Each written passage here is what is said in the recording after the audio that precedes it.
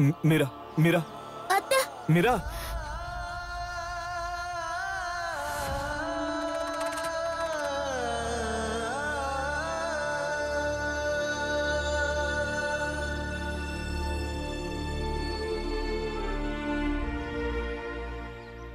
अरे तर तू स्वतःचा जीव का नाही घेत आहेस?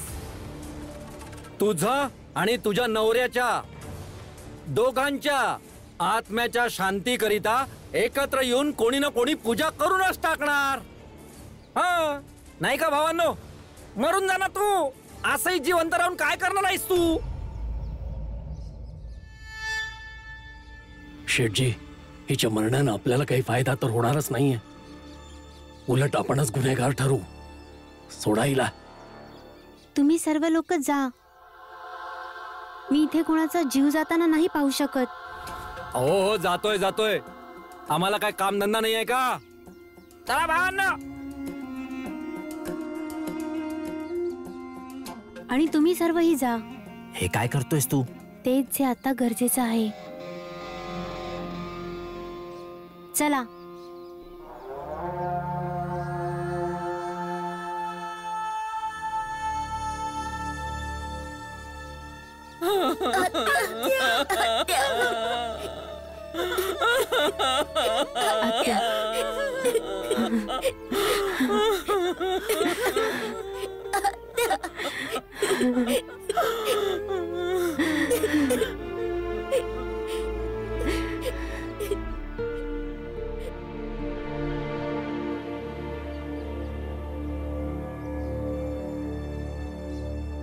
तुम्ही आपल्या समाजातील लोकांकडे जाऊन आराम करा.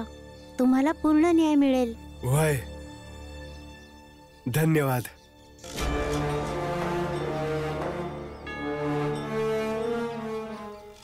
मग ही संधी आपण अशीच सोडायची का? आपण काहीच करायचं नाही का? तू हातात आलेल्या संधीला असं का सोडून दिलंस? परिणाम आपल्या मनासारखा हवे असेल तर प्रतिक्रिया आणि योजना दोन्हीही वेळेप्रमाणे मोजून मापून केली पाहिजे. आणि तसं पण तिथून मागे येण्यातच भलाई होती. त्यामुळे याचा अर्थ हा नाहीये की आपण ह्या मोक्याला गमावू. शांत डोक्याने विचार करा आणि योजना बनवा. ज्याने आपलं म्हणणं ठामपणे मान्य करण्यासाठी तो भीमराव आणि त्याच्या कुटुंबाला लाचार कसं बनवायचं ते. आता भीमराव आणि त्याच्या घरातल्यांना अगतिक करण्यासाठी त्याच सगळ्या हत्यारांचा वापर करू ज्यांचा वापर आजवर भीमराव करत आलेला आहे. महाराज काही समजलं नाही मला. कुठली हत्यार घेऊन भीमराव आजवर तुमच्याशी लढत आलेला आहे आणि अनेकदा जिंकलाय सुद्धा. कोणचं हत्यार महाराज? काही लक्षात नाही ना कुठल्या हत्याराबद्दल बोलतात ते. विचार करून सांग.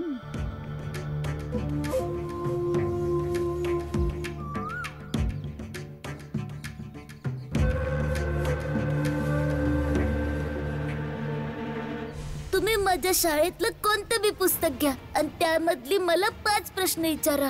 जर म्या एक बी उत्तर चुकीचं दिलं ना तर आम्ही आताच्या आता ही शाळा सोडून निघून जाऊ. शेठजी, ही फक्त लाकडांनी जळणारी आग नाही आहे जी पाणी टाकल्याने इजून जाईल. आणि आमच्या आशेचं इंधन जोपर्यंत राहील ही आग जळत राहील.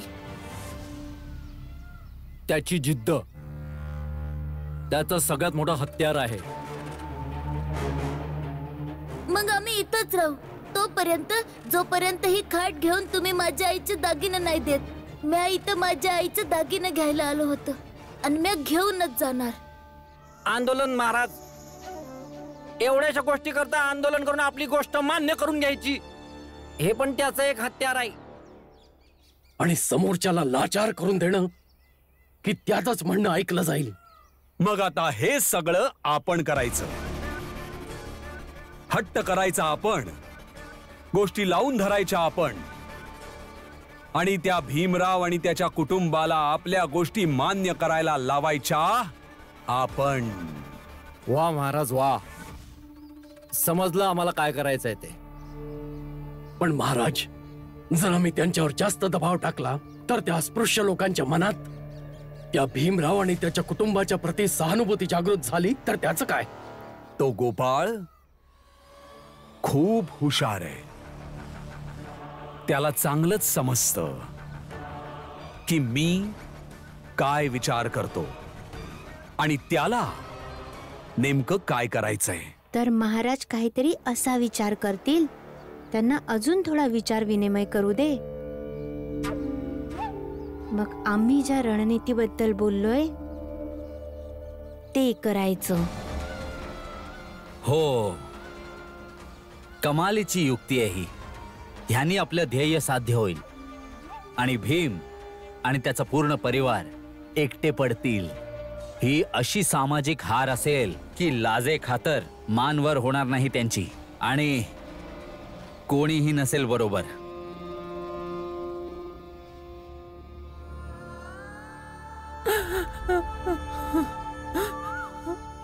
माझं लगी माझ्यासाठी एक भयानक सपन आहे जे मला कधी बी आठवायचं नाही आहे, कधीच आठवायचं नाही आहे.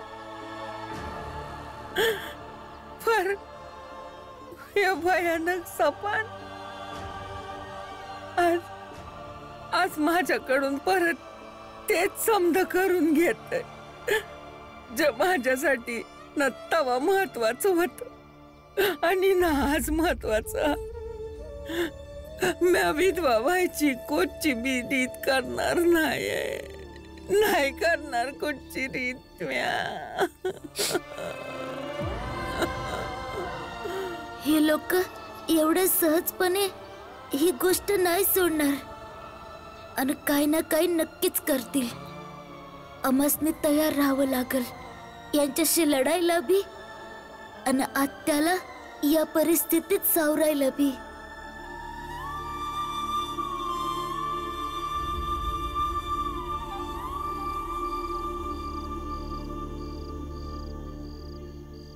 तुमचा नवरा मेला आहे. तुम्ही आता ही वेदवेची साडी घालून दादांची अंतिम संस्काराची प्रक्रिया पूर्ण करा.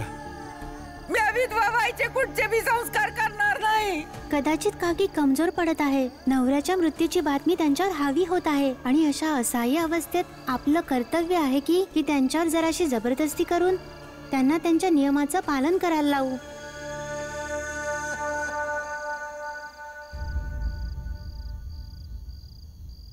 भाऊ, म्या ताट वाढून आणते तुझ्यासाठी. बस मीरा.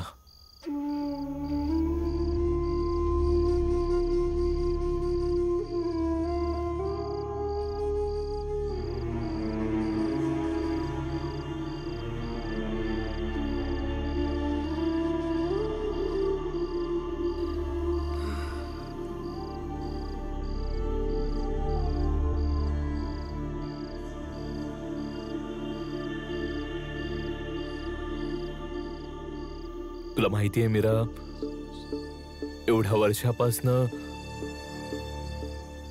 तू इथं आमच्याकडे राहतीस आणि म्या मनातल्या मनात विचार करत होतो, घरातली लेक बहुधा सासरी लय आनंदी राहत असल.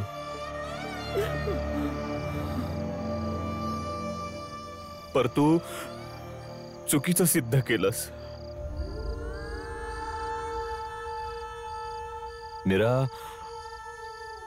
म्या तुला कधी भी दुःखात, उदासात किंवा आपल्या नशिबाला दोष देताना नाही बघितलं.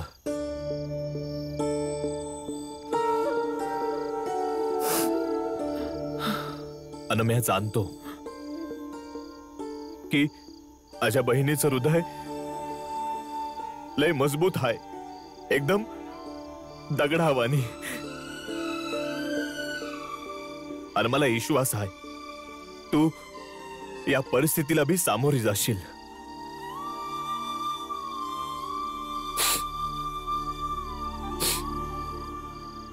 मीरा, म्या तुला कधी दुःखी नाही बघितलं आणि ना कधी बघायची इच्छा आहे. मीरा, तशी माझ्यासाठी गंगा, तुळसा, मंजुळा तशीच तू आहेस. माझी बहीण नाही तर माझी पोरगी आहेस. अरे जोपर्यंत मी जिता आहे तुला काय बी होऊ नाही देणार. काय बी नाही.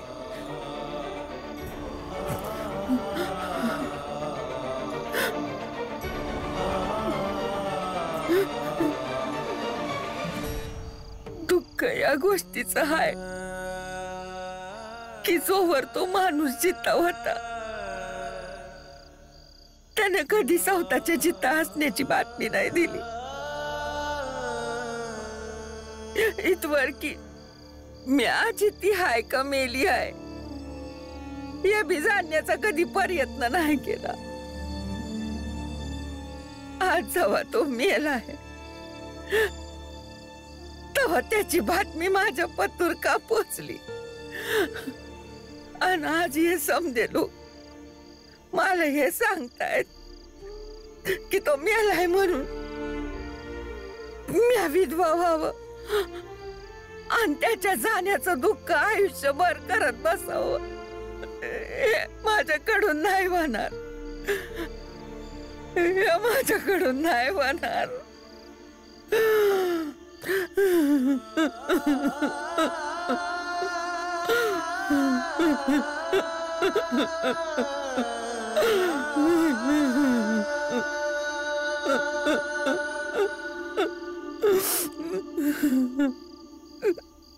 बाबा,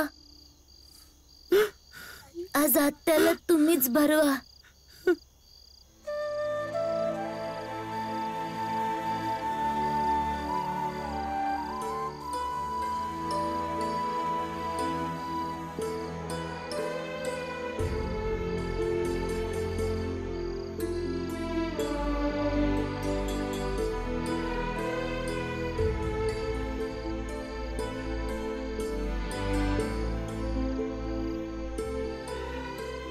खाऊन घे मीरा. काय नाही होणार. आम्ही समजे तुझ्या संग आहोत. खाऊन घे. कबीरा सोई पीर है जो जाने पर पीर, जो पर पीर न जानही सो का पीर में पीर, सो का पीर में पीर. महाराज, महाराज, काम झालं महाराज. समध्या गावाला ना समजिलं काय करायचं आणि कसं करायचं ते. अप्रतिम. म्हणजे आजची सकाळ ही आमच्यासाठी अशी सकाळ आहे म्हणजे आजचा हा सूर्य आपल्या सगळ्यांसाठी जास्त तजेलदार असेल आणि तोच सूर्य भीमराव आणि रामजी करता संकट आणणारा सूर्य असेल.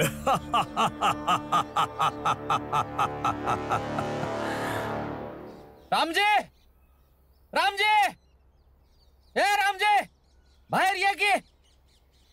भीमराव, अरे बाहेर ये. हे बघ काय हालत झाली माझी. काय झालं तुम्हासनी? म्या माझ्या कामासाठी दुसऱ्या गावी जात होतो.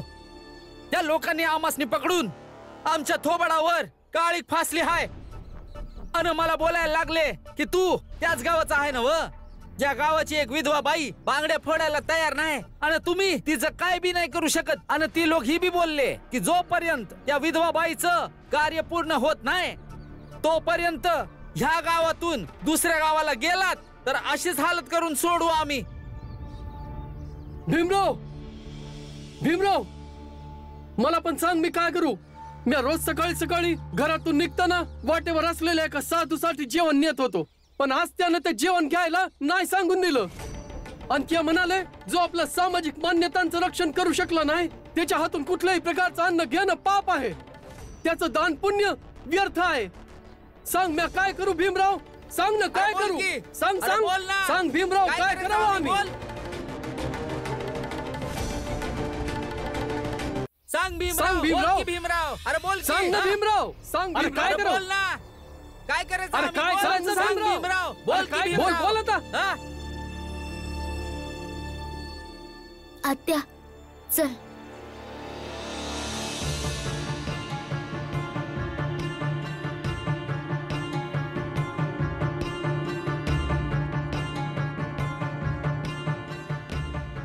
आत्या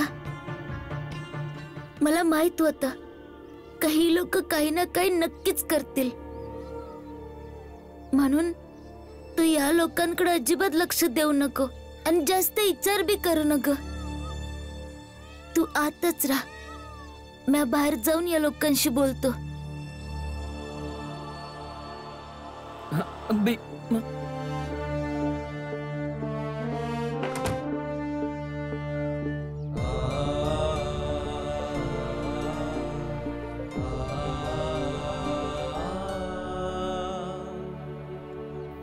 मला हे चांगलंच माहित आहे का तुम्ही कोणाच्या सांगण्यावरनं हे समज करताय, आणि हे बी माहित आहे का तुम्हाला समजावून काहीच उपयोग नाही. त्यामुळे तुम्ही निघून जा, कारण माझी बहीण असं काही बी नाही करणार जसं तुम्हाला वाटतंय. बाळदादा, तूच समजाव तुझ्या बाबांना आणि आत्याला. एवढ्या अडचणीतून समाजातील विविध जातींमध्ये शांती तयार झाली आहे आणि त्यांच्यामुळे परत अशांती निर्माण होईल.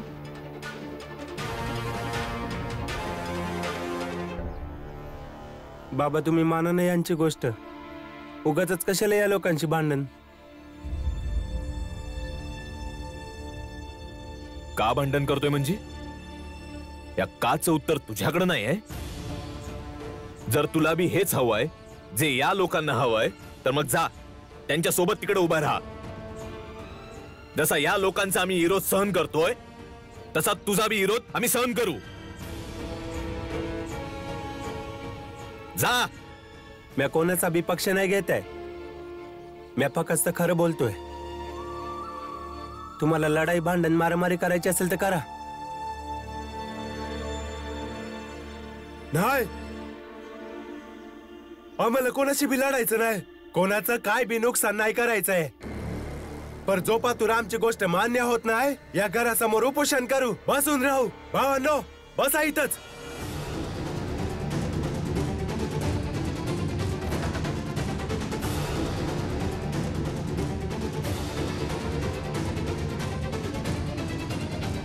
चुकीच्या गोष्टींसाठी अडून बसणं आंदोलन नाही, उलट हट्ट असतो, आणि त्या हट्टासमोर सहानुभूतीला काही स्थान नाही.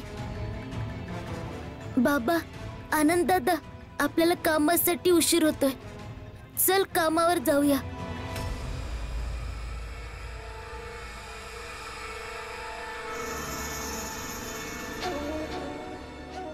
तुम्ही इथे का उभे आहात? जा आणि जाऊन आपल्या भावाची साथ द्या.